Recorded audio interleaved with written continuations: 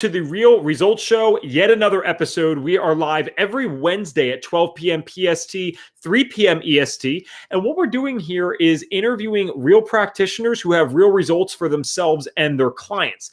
Now, this is a very interesting guest today. And the reason I think she's super interesting is because we've done an FDN Thrive podcast episode together. You can always check that out by searching FDN Thrive on any major podcast platform. It's somewhat similar to this, but we go much more in depth with people's stories.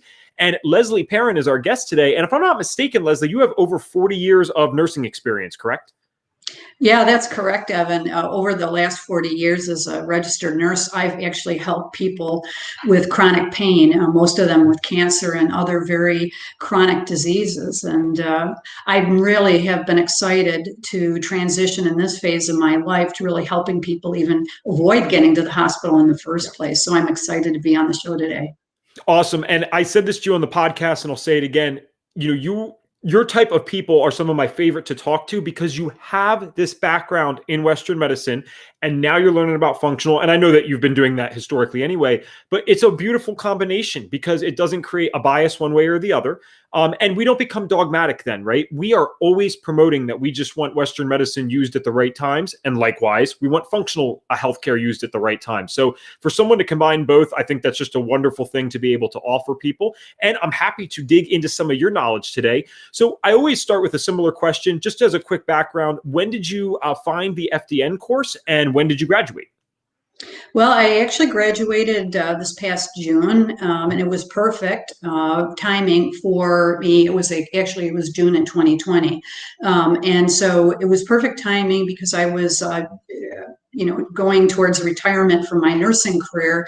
And I had been studying functional medicine over the past few years. And then this really was the program that I decided I really thought was best because it really it helped me sort of mitigate between the world that I was used to as a registered nurse using lab testing and as a coach be able to employ the functional medicine lab tests that are not necessarily available to traditional providers. And so I was just so excited to be able to learn the labs through FDN and be able to utilize these tests to help clients. Sure. And how did you get into the natural side of things to begin with? Because this rule goes both ways. If someone grew up in a family with a ton of natural medicine being promoted, oh, well, we're kind of anti-Western. And opposite can happen as well, especially if you're in that field. So what is it that made you want to bridge that gap and start branching out into the natural side of things to add that to your education? Yeah, well, here's a little bit about my story. At one point, I had promised my grandson I was going to play hockey with him, and I was sitting down in a chair, and he came up to me, and I went to get out of the chair, and all of a sudden, I felt incredible pain, and my feet locked up on me, and I really literally could not move, and I was like, what the heck is going on? And then when I least expected it from there on in, every time I was getting out of the car or something or out of a chair, there it was again. And I couldn't even fulfill my promise to my grandson to play hockey. And I felt like my body was really starting to betray me and I couldn't trust it to work the way it was supposed to. And it was like I was driving a car with the brakes locking up and the wheels just waiting to fall off. And so I went back to the doctor and tried to get the pain fixed, and all they had for me was medication or surgery. And one even said, "You're just even getting old." And I thought, well, wait a minute, that's not me. I'm supposed to be able to play with my grandkids, and now it's my time to do the things that I really want to do and live the active life that I want to. And I was starting to rapidly lose hope in the medical system and of finding a solution, and I felt like I was destined to fall or not be able to play with my grandkids, and I'd be there just sitting watching them. And so as a nurse for 40 years, I'd been taking care of many patients with chronic pain, and I was worried because many of them had become dependent on pain medication. And I always wondered, how could I help people like that get there in the first place? And I did not want to end up in that way. And so even though my feet weren't working for me and I had my brain to rely on, I thought I can find the solution myself. And that's where I saw the opportunity as a nurse to become more involved in holistic medicine, integrative medicine, and functional medicine, and decided to act and to learn more and take charge of my own health. This is so cool. And I love people that walk their walk, because there's two things, like a 40-year plus career and grandkids. You do not look like someone that meets either of those things, or would be able to meet either of those things. So that's what's cool about people in our space, because we really are out here doing it. And I have so much respect for anyone that could be in one field or the other, whether it's natural, functional, whatever you want to call it, or Western, and then have the ability to see the benefits of other. Again, I think that just makes for a great practitioner. Now, the topic of the day is kind of how food sensitivities can cause inflammation and pain. And that is definitely, from my understanding, I mean, I'm not a doctor or nurse, but I've worked with some doctors, and I don't think food sensitivities have ever come up. Food allergies, sure, but definitely not food sensitivity. So maybe we can start with just a basic short thing. What is the difference between a food allergy and a sensitivity? Because that's something I think many people do not understand. Well, Evan, there's not only just food allergies, but there's food sensitivities and food intolerances. Mm-hmm. And they're all very different. And unfortunately, in traditional medicine, even allergists, they're looking at what's called an IgE reaction, or an immunoglobulin or an antibody reaction that's only caused by an allergy to certain foods. And really, I think there's only around 5 to 6% of people that have true food allergies. About 30 to 40% of people actually experience what are called food sensitivities. And food sensitivities can be delayed, whereas, we all know allergy, like a peanut allergy, a true allergy that provokes an immune response called the IgE response, that true allergy will cause an immediate reaction. And it's usually scary, right? Like, I mean, that's pretty obvious to everyone around them. It can be, especially, peanuts or certain things like that. We all hear of that, no peanuts on the airplane kind of thing. But with food sensitivities, a lot of times we're so disconnected from our bodies that we don't realize that we're reacting to a food. And in fact, with food sensitivities, it can be hours or even a few days before the food sensitivity immune response, and this is caused by another antibody, whether it's IgA or IgM or IgG. It's mostly those type of reactions that are happening. And so they're different than an allergy, and they're often delayed. And so we aren't necessarily connected, our brains and our gut, with what's happening. And so that's where food sensitivity testing is really so critical. And one of the tools in the FDN toolbox, it's not the only test usually you would do with a client.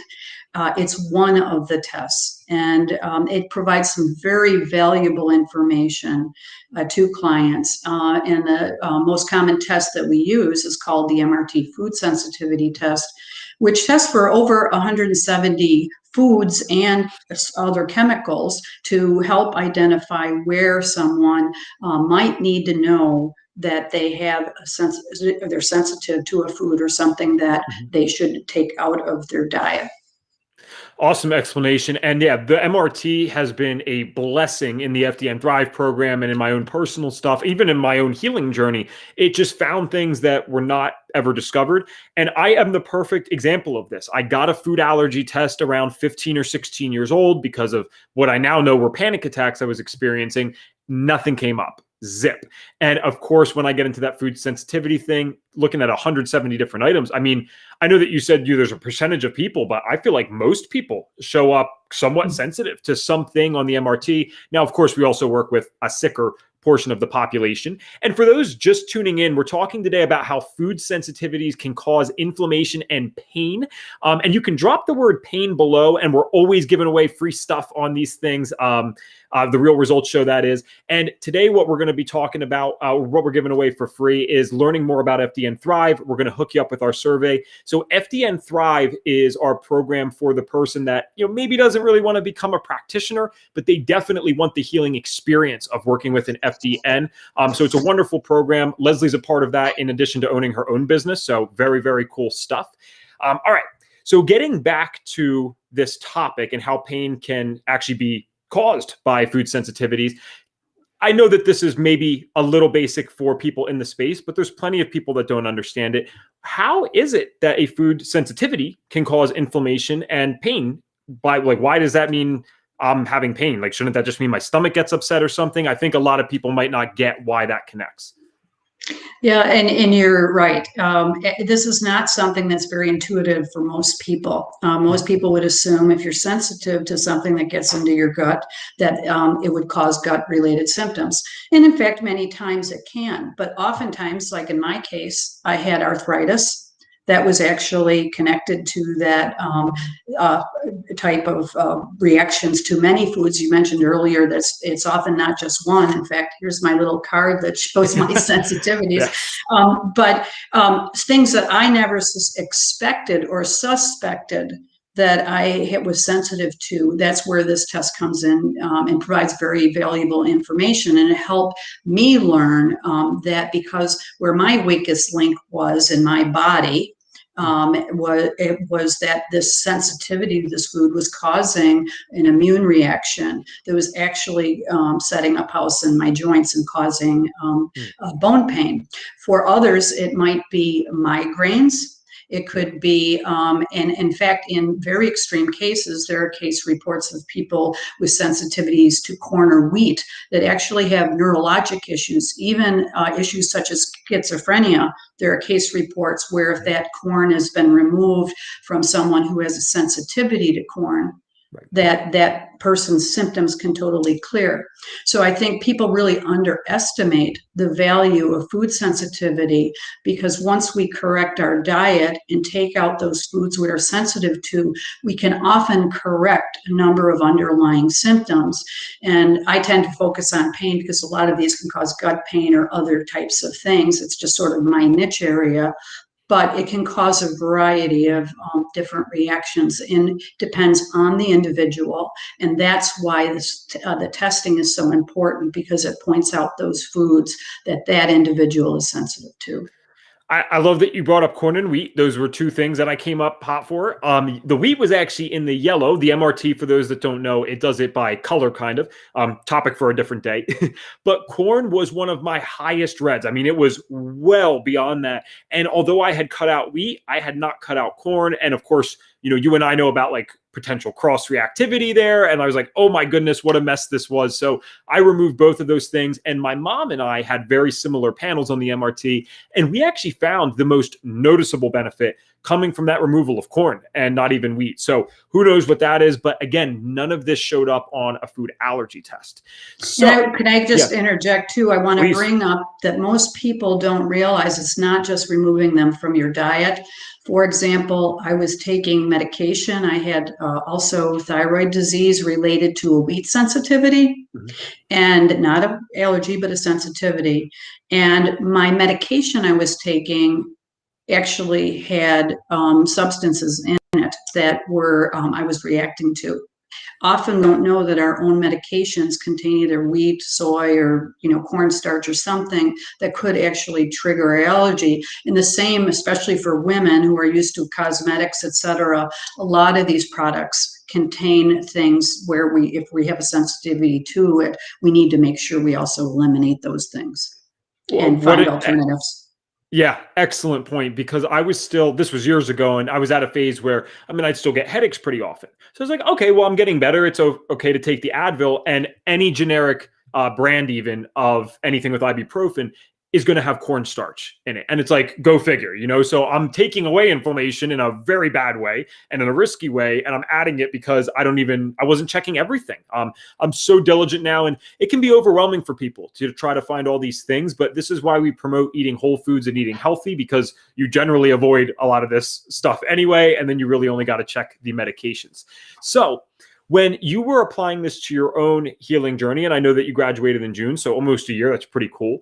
I know that you had kind of already touched on this lightly, that this did work for you, but what were the results? Were you able to eliminate the pain that you were dealing with when you were talking about your grandchild, or how did that work for you?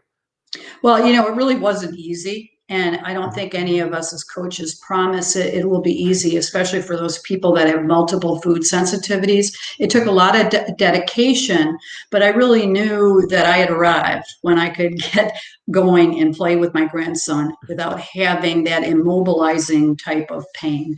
Sure, I might be sore or something when I do something like that, but I have a lot more confidence in my body, and I don't need medication. and to manage my pain. And that's exactly where I wanted to be. I wanted to, be able to not experience the pain and to be able to play with my grandkids. And I'm so grateful for that, to be able to have the active life and not relying on medication. And while my story is not necessarily unique about my pain, while it might be, like I said, foot pain for me, and that was the wake-up call for me, or some other people may be diagnosed with diseases. Even it's important that we don't accept that our symptoms, that we have to live with our symptoms, that we can do something about it. And our health impacts not just only us, but those we love. And one of my favorite quotes from Eleanor Roosevelt is, it's not enough to talk about peace. One must believe in it, and one must work at it. And I truly believe that you can solve your symptoms and your pain and move your body from pain to peace with the right pieces of health information. And in this case, those tests that we provide through FDN, as well as the coaching support, and that can really help people live those active lives that they've dreamed of. And it's been very helpful for me, and that's why I'm a firm believer in this and what I really want to provide for my clients. This is so cool. So I just love anything where there is a story of someone dealing with something and then the natural stuff, it works, and it does take work. It does take dedication. So I love that no FDN sugarcoats that, but it's worth it, right? Because you might not be in physical pain. It might be emotional or mental. It's worth it. There comes a certain time where I love living the lifestyle that I'm living now, even though it's disciplined. Some would call it that, right? Because I don't deal with a lot of the symptoms that I used to deal with. So it's all a pros outweigh the con type of thing. And real quick, if you guys are just tuning in, we're talking all about how food sensitivities can actually cause inflammation and pain. But there's many things that can cause pain, of course. And so if you drop the word pain in the comments, we're always giving away free stuff every single week on the Real Results Show. And we're sending out our FDN Thrive survey. So what that does is it'll actually allow you to find some hidden healing opportunities in your own body. And you can also learn more about the FDN Thrive program. All right. Now, Leslie, back to you. I know that since you graduated in June and you're kind of transitioning career-wise, do you have any client successes yet? Or is there anything that sticks out? Or are those still things that are being worked on as you grow the business? Well, I think both. I think it's very exciting through working with clients through FD and Thrive, having a client there now, finding opportunities with food sensitivity testing, and personally and with family members, et cetera. And so I am really working on developing my clients as I move forward, because like I said, it's really, I think this program provides so much value to people out there. And again, people don't realize that they have to live with their symptoms. They think, oh, I've always, reacted to this, or I don't know what I react to, but I've always had to live with this pain or that pain. I think people, and I think it's time that people are starting to realize they don't have to rely on just traditional medicine. They can take charge of their own health. And FDN provides such an opportunity to people to do that. And the testing provides so much value to help people long-term with their life. I'm not about helping people just manage their pain. I'm helping people find what is the root cause of their pain so that they don't have to live with it or have it experience it again. That's awesome. And then again, I'll keep saying it. I love that you can bring both perspectives. I think your stuff's just going to take off over the next couple of years because more and more people are seeking out individuals like you that have that objective nature. And just to go to the comments real quick, we had someone say, glad to hear more about this connection. Awesome. We're glad to share it. And Allison said, so interesting, Leslie. So Leslie, I'm glad people are enjoying this, obviously. Now, just as a little bonus here for the last few minutes, and then we'll shout out your business and where people can find you. What are some other things that because you have this tremendous background, and in addition to FDN, I mean, you have multiple other certifications and areas of expertise. So what are some other maybe big things that you see are causing chronic pain that it's not a physical thing, right? It's not an injury. It's not something that they need to go to a physical therapist. It's just I got this chronic thing. I don't know what's going on. Outside of food sensitivities, what's another common thing you're seeing that's causing these problems? Well, I mean, certainly people can have sensitivity to their medications, et cetera. In my case, because I have a history of wheat sensitivity, I actually have experience with testing family members and myself for wheat sensitivity, and I am a certified gluten-free practitioner in addition. And so I think helps me with people who may have celiac disease and or some kind of spectrum of wheat related disorders. And so those are some of the clients that I'm really also interested in working with. Great. And I guess this is a good question for this because certainly, although, yes, we test for 170 foods, we can do that with the MRT and it's wonderful. There are pretty common things that I see come up a lot, and I'm sure you do as well. So let's say someone's out there, because we always want to provide as much value as possible for free. Food sensitivity tests, they cost money, no doubt about it. I think they're worth it. I'm sure you think they're worth it. But let's say someone's been, really banged up by this stuff and they don't have the money to spend on that, but they have the discipline and they're willing to give a few things a try. Now, even though this is certainly not as guaranteed or helpful as a food sensitivity test, you already mentioned a couple times, like, are there like 2 or 3 foods that you think it'd be really worth it for people to consider experimenting removing if they don't have any objective data for it yet? Yeah, no, very good question. I mean, obviously, it's great if we can, in the first line testing would be the MRT testing. But for those people who are working just on without the labs, the first thing they can do is cut out not just wheat, but dairy, soy, corn, and I'm forgetting the well, alcohol would be another thing because alcohol can really disrupt the gut. So those are probably the top 5, I would say, that people could do an elimination diet of those things first. And if they start to feel a lot better, and normally with food sensitivities, if you're eliminating them, we would suspect that somebody would start to feel better within a 5 to 10 day period. So if you eliminate those things and you're feeling like 100% better, or a lot better, you would presume that you had a sensitivity to one of those things. And, again, back to the whole thing, people might not be able to handle it all at once. Maybe they try cutting out gluten first, right? And see if they feel better. Then they try corn or something like that. Because not everyone can be successful in eliminating all of those at once. Excellent. And yeah, I think that makes a lot of sense to go after those foods. It is certainly more annoying to do it that way than just run the test. But again, I get it. And I never want to take anything away from people who are dedicated and maybe just don't have the money at this time. But sometimes strange things, strange as in not common things, come up. I had someone recently super, super high in the red for chicken. And this was a person that used to do bodybuilding. They ate chicken and rice every single day. And it was still a staple in their diet long after they had ever done the bodybuilding type of stuff.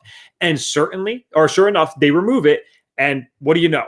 3 days later, the bloating's down. They're feeling so much better. And we know that it can actually take several more days for something like even chicken to kind of have that immune response chill out fully. And so I just thought that was amazing because she would have never gotten to that on an elimination diet. Let's be honest. It was really someone that relied on that food that much. She needed the test to be able to see, yeah, this is something I want to remove. You know what I mean? Yeah. Well, chicken isn't one of the things that we would recommend first line anyway. And that's, like you said, that's where the value comes in the testing to help people really identify those things. And like you said, it could be a miracle for people. If you identify those foods, their life can change just like that and in a positive way. And people don't realize that. I mean, that's why it's important to get that word out there, right? About how valuable food sensitivity can be for correcting and really, in fact, my thing is about how to help people feel better, move better, and live better. Right. Someone's life can be miraculously better if they identify their food sensitivities and correct those.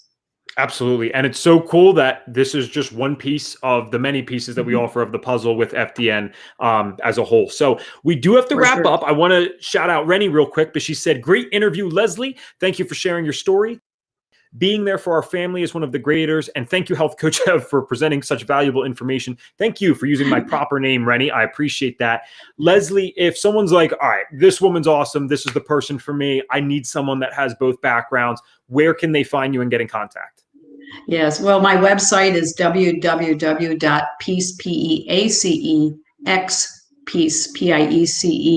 wellnesscoaching.com. And you can also find me on Facebook. I'm at Peace Wellness Coaching. And I'm also on a number of other social media platforms. Very cool.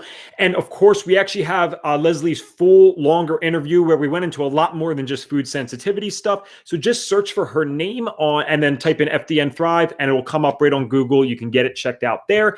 Finally, if you're just tuning in or you watch this a little later and you're like, can I still do this? Absolutely. Drop the word pain in the comments and we'll get you hooked up with an FDN Thrive survey, which will help identify hidden things that maybe are contributing to your pain if you're dealing with it chronically and nothing else has made sense.